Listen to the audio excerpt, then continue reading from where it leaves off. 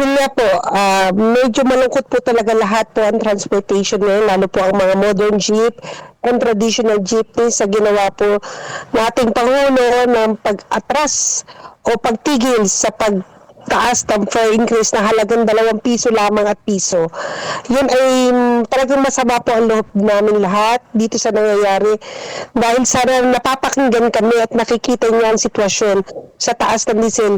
Ngunit naniniwala naman kami sa kanya na siguro may mga dahilan siya na dapat ay sundin natin. Pero sana yung ayuda o ang tinatawag na bigyan naman kami ng pansin kami na sa transportasyon. Kasi kapag hindi pa rin, wala na kami magagawa, ma'am.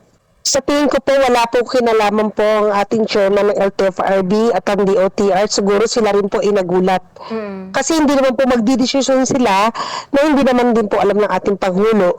Maaari po siguro may nagsabi sa ating Pangulo na hindi pa oras o hindi pa napapanahon ang pagtaas ng pamasahe. Pero sana kung nakikita niya ang mga nasa laylayan o nasa baba, napapanahon naman talaga. Dahil sa ngayon, dito sa NCR, ay umaabot na po kami ng 120, 115 to 110 ang taas na po ng gasolina.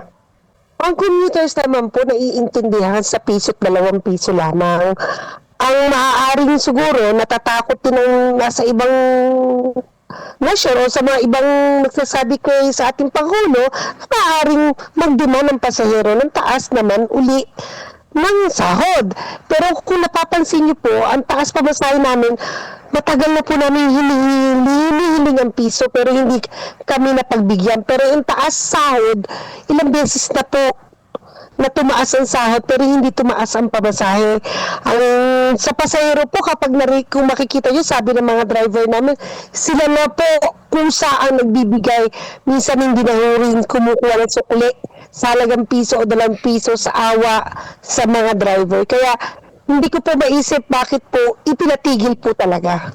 Opo, actually po kanina po na sa LTFRB kami, tinirap naman po kami ng aming chairman Bigor at galing din naman po kay Presidente ang salita na magkakaroon naman po siya ng subsidy o tinatawag na fuel subsidy para sa mga freighter and driver.